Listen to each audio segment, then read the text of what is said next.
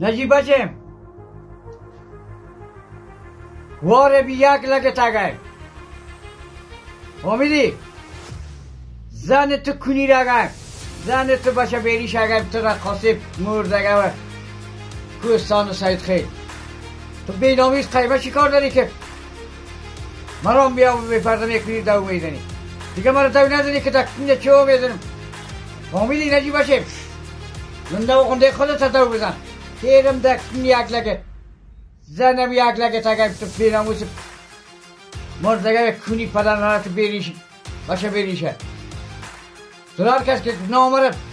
یاد داد منم باز دو میدی تو کنی پدر نرات باشه بیریش مردگه تو خبیست از کدام دندستی تو خاندان تو دگه زن بود نام گرفتنی تگه دیگه من دو ندادیم با گفتی هست دلو دوست مردگه